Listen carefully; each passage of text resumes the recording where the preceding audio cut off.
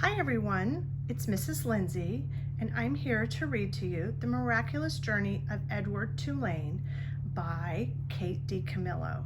So sit back and listen to chapters 1 and 2.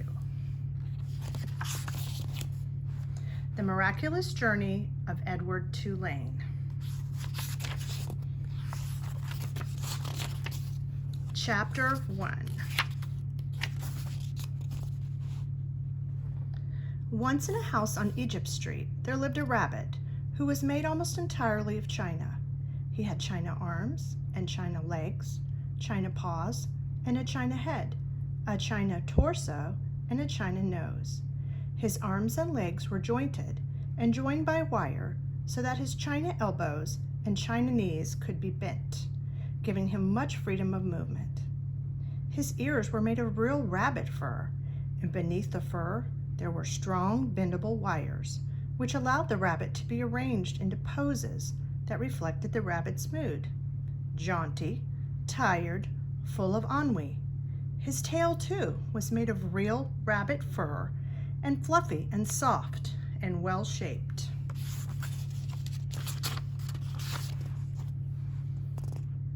The rabbit's name was Edward Tulane, and he was tall. He measured almost 3 feet from the tip of his ears to the tip of his feet. His eyes were painted a penetrating and intelligent blue. All in all, Edward Tulane felt himself to be an exceptional specimen. Only his whiskers gave him pause.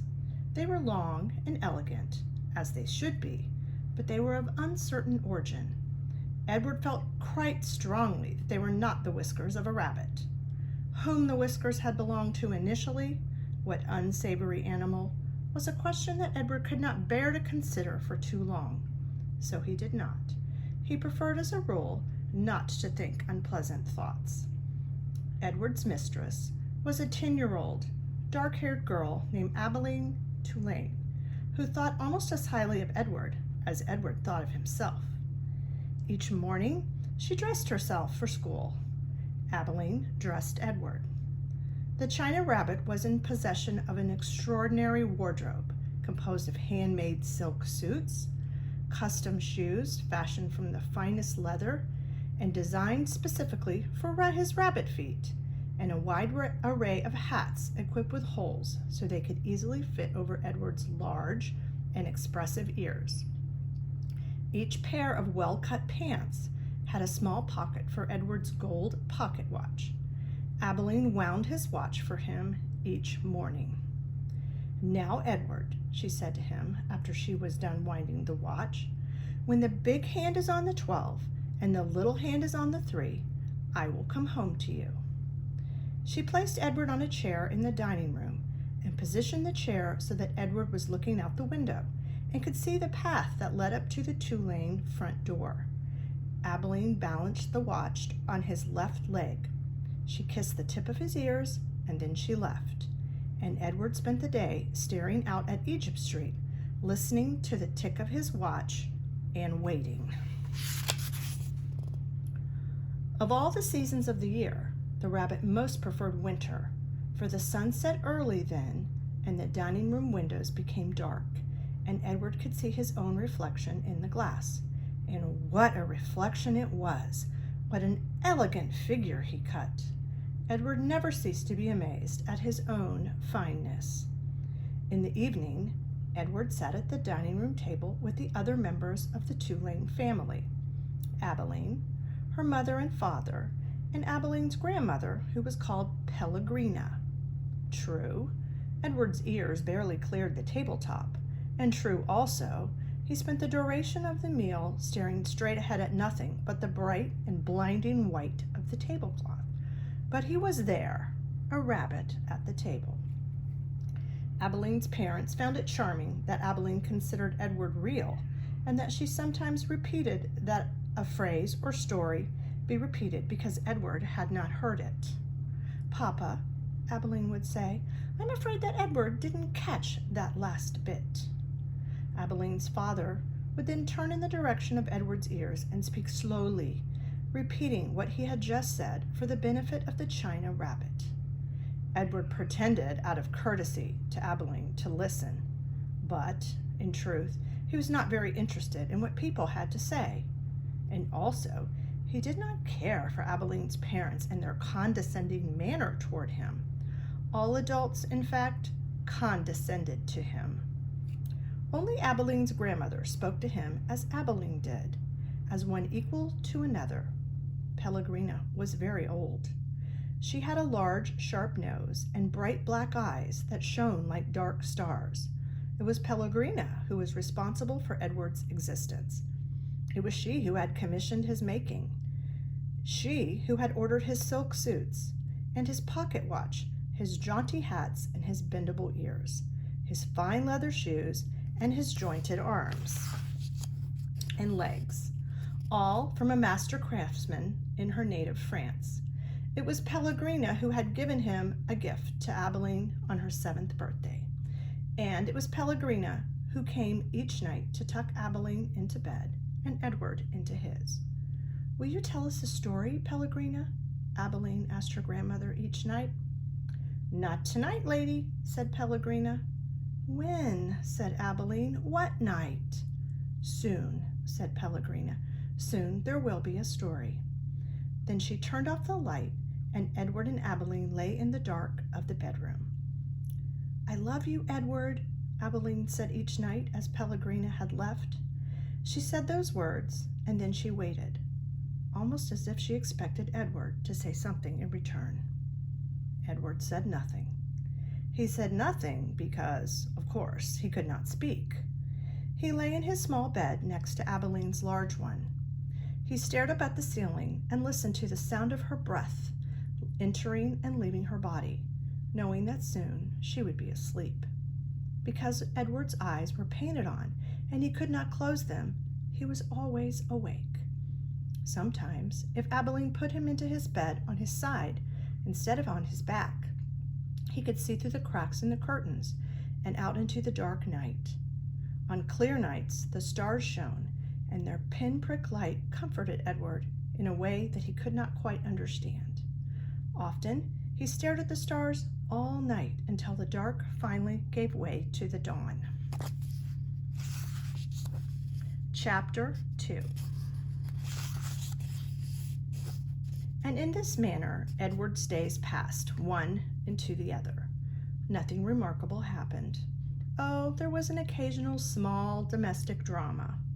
Once, while Abilene was at school, the neighbor's dog, a male, brindled boxer, inexplicably named Rosie, came into the house uninvited and unannounced and lifted his leg on the dining room table, spraying the white tablecloth with urine.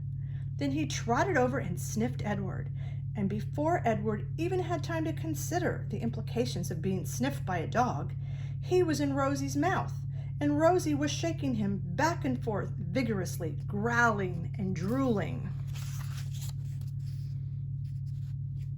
"Drop it," she shouted to Rosie. Fortunately, Abilene's mother walked past the dining room and witnessed Edward's suffering. "Drop it," she shouted to Rosie, and Rosie, surprised into obedience, did as he was told.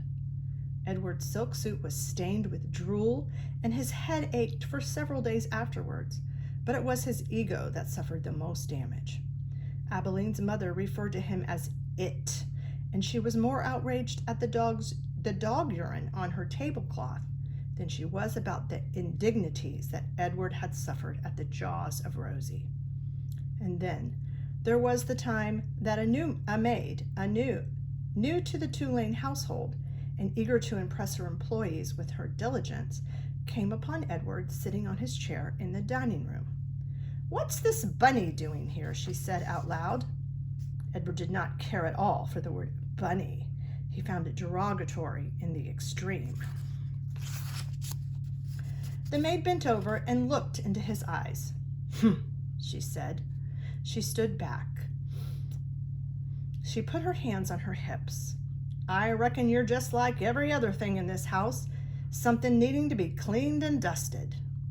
So the maid vacuumed Edward Tulane. She sucked each of his long ears up into the vacuum cleaner hose. She pawed at his clothes and beat his tail. She dusted his face with brutality and efficiency. And in her zeal to clean him, she vacuumed Edward's gold pocket watch right off his lap. The watch went into the maw of the vacuum cleaner with a distressing clank that the maid did not even seem to hear. When she was done, she put the dining room chair back at the table, and uncertain about exactly where Edward belonged, she finally decided to shove him in among the dolls on a shelf in Abeline's bedroom. "That's right," said the maid. "There you go." She left Edward on the shelf at a most awkward and inhuman angle. His nose was actually touching his knees, and he waited there with the dolls twittering and giggling at him like a flock of demented and unfriendly birds, until Abeline came home from school and found him missing and ran from room to room calling his name. "Edward!" she shouted. "Edward!" There was no way, of course, for him to let her know where he was. No way for him to answer her. He could only sit and wait. When Abeline found him, she held him close, so close that Edward could feel her heart beating, leaping almost out of her chest in its agitation. "Edward," she said. "Oh, Edward, I love you. I never want you to be away from me." The rabbit, too, was experiencing a great emotion. But it was not love. It was annoyance that he had been so mightily inconvenienced, that he had been handled by the maid as cavalierly as an inanimate object, a serving bowl, say, or a teapot. The only satisfaction to be had from the whole affair was that the new maid was dismissed immediately. Edward's pocket watch was located later, deep within the bowels of the vacuum cleaner, dented, but still in working condition. It was returned to him by Abeline's father, who presented it with a mocking bow. "Sir Edward," he said, "your timepiece, I believe." The Rosie affair and the vacuum cleaner incident, those were the great dramas of Edward's life, until the night of Abeline's 11th birthday, when, at the dinner table, as cake was being served, the ship was mentioned.